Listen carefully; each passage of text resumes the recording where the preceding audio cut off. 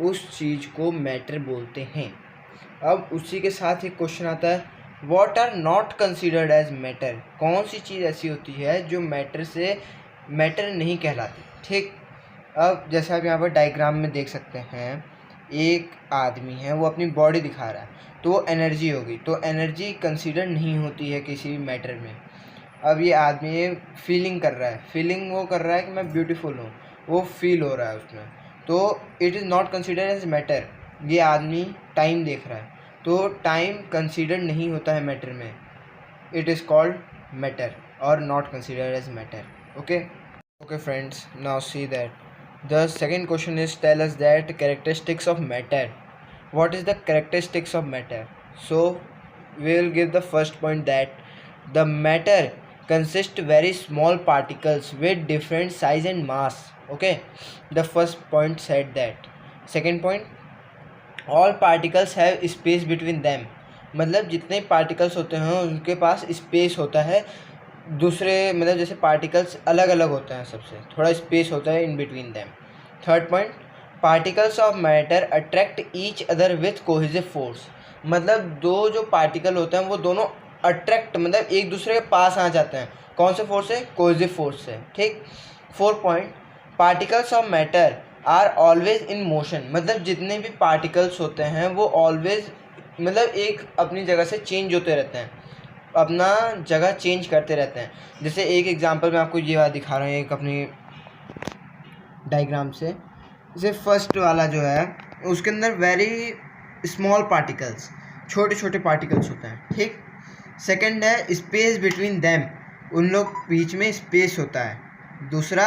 तीसरा, all particles are always in motion, वो अपना जगह चेंज करते रहते हैं।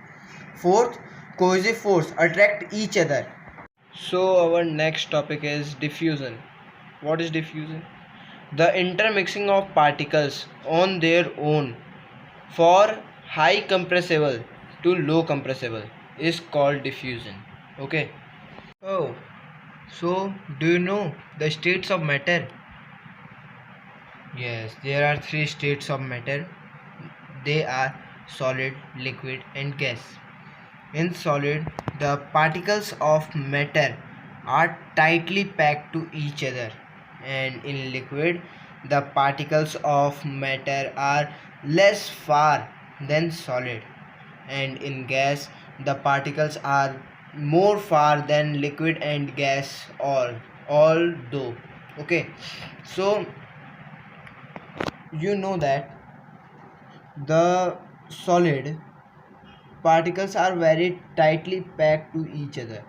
Okay, in liquid they are some far, and in gas they are many far for the particles. Okay, so the cohesive force, I have told you before that the cohesive force are more in, the cohesive force is to attract each other, मतलब कोई particles को एक दूसरे से attract करना। तो आप देख सकते हैं सॉलिड के अंदर जो पार्टिकल्स हैं एक दूसरे के पास हैं, तो इसके अंदर ये ज़्यादा है।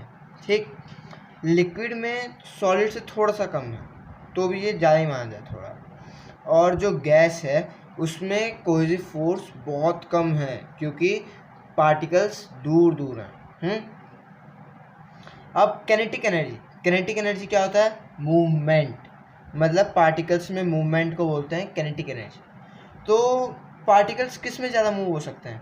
सॉलिड में, लिक्विड में या गैस में? तो सबसे ज़्यादा मूव होंगे गैस में। Yes, because the particles are very far to each other, उन लोगों के पास स्पेस ज़्यादा है। अब आपको मैं एक एग्जांपल देता हूँ। सोचिए आप लोग घर में हमेशा आप लोग पूजा करते ही होंगे, आपने एक कोने में अगरबत्ती जलाई तो आपका पूरा घर महक जाता है। क्यों? क्योंकि वो भी एक गैस है। जब गैस पार्टिकल्स उसके इतने दूर होते हैं तो काइनेटिक एनर्जी उसमें बहुत ज़्यादा होती है, दोनों से, सॉलिड से, लिक्विड से, दोनों से ज़्यादा ही होती है। I will show you in this way that solid, then liquid, then gas. Okay, so in solid it have fixed mass and volume, and shape, ठीक। मतलब इस पार्टिकल के पास एक शेप खुद की है, वॉल्यूम भी खुद के पास है और एक शेप भी है उसका। और second point, closely pack to each other. जैसे आप देख सकते हैं कि ये पार्टिकल्स जो हैं ये एक साथ पैक हैं, मतलब टाइटली अटैच हैं एक दूसरे से, ठीक। थर्ड पॉइंट आपको क्या कहता है, हाई कोहेसिव फोर्स। कोहेसिव मतलब मैं आपको पहले ही बताया था, एक दूसरे से अट्रैक्ट होना, ये हो रहा है। Less kinetic energy. Kinetic energy मतलब वही हिलना, लेकिन यहाँ पर हिलने के लिए जगह नहीं है, तो ये लेस है। Fifth, they are incompressible in nature. मतलब वो कंप्रेस होके कोई इतनी सी नहीं हो सकते नेचर की वजह से, ठीक। ये है आपका सॉलिड का। अब लिक्विड पे आता है। तो लिक्विड आप सोच सकते हैं लिक्विड क्या होता है। लिक्विड ये होता है, it do not have fix shape and volume. मतलब अगर आप उसको किसी गिलास में डालेंगे या फिर कटोरे में डालेंगे तो वो वैसे ही शेप ले लेता है, शेप्स वैसे ही ले लेता है, ठीक। सेकेंड पॉइंट आपको ये बोल रहा है, they are less closely packed than solid. मतलब आप यहाँ पे एक चीज़ देख सकते हैं, जैसे इस पार्टिकल में और इस पार्टिकल में कितना स्पेस है, और लेकिन ऊपर सॉलिड वाले में देखिए इसके पास स्पेस नहीं है। ये बोलना चाहता है कि इस लिक्विड के पास स्पेस ज़्यादा होता है पार्टिकल्स के बीच में। अब एक थर्ड पॉइंट ये बोल रहा है, water is always compressible in nature. अगर आप पानी लेंगे एक कटोरे में, उसको आप मतलब कंप्रेस करना चाहेंगे तो वो हो जाएगा। अब लेस कंप्रेसिबल इन नेचर, ठीक है, मतलब थोड़ा थोड़ा होगा। फिर क्या है, क्लोजली पैक और काइनेटिक एनर्जी, मतलब कोहेसिव फोर्स और काइनेटिक एनर्जी। कोहेसिव फोर्स इसके अंदर सॉलिड से कम होता है और जो काइनेटिक एनर्जी है वो सॉलिड से ज़्यादा होता है। अब particles is less than solid, मतलब इसके अंदर पार्टिकल जो है 1 2 3 4 5 6 7 8 9 10 11 है, ठीक। अब यहाँ पे आप देखेंगे तो 1 2 3 4 5 6 7 8 9 10 11 12, मतलब ये लिक्विड से ज़्यादा होते हैं और ये सॉलिड से कम होता है, ठीक। अब मैं आपको गैस बताता हूँ, it is gas, okay. So I am told you that it is not having fix shape. अब मैं आपको एक एग्जांपल दे रहा हूँ। सोचिए आप अपने दोस्त के बर्थडे पार्टी में गए, ठीक। अब आपको अपने दोस्त ने बोला कि फ्रेंड ये बैलून फुला दो, सॉरी ये बैलून फुला दो। अब आप बोलोगे ठीक है।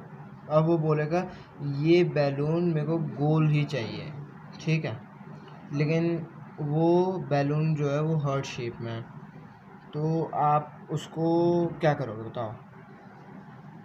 पहले तो आप एयर दोगे उसे बैलून में, लेकिन वो शेप तो वही लेगा हार्ट शेप का है तो वो हार्ट ही लेगा, ना कि वो सर्कल लेगा, ठीक है।